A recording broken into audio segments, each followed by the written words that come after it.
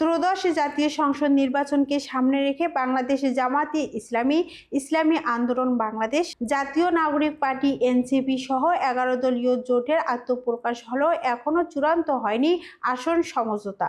এ নিয়ে জোটযুক্ত দলগুলোর মধ্যেও অসন্তোষ, বিভ্রান্তি ও নির্বাচন কার্যক্রম পিছিয়ে পড়ার আশঙ্কা দেখা দিচ্ছে।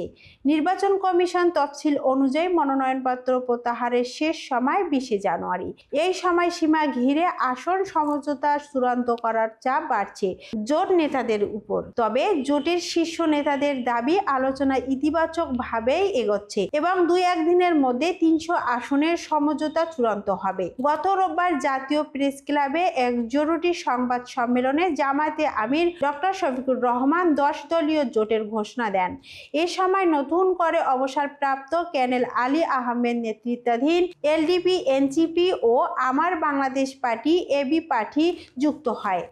জোট সূত্রে জানায়, সর্বশেষ আলোচনায় জামায়াত প্রায় ১১০টি আসন ছাড় দেবে।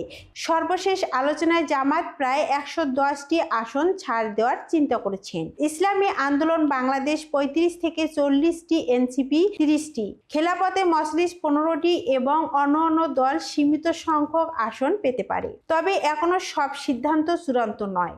জোটভুক্ত দলগুলো ৬০০র বেশি প্রার্থী ৩০০ আসনের বিরুদ্ধে মনোনয়ন জমা দিয়েছেন।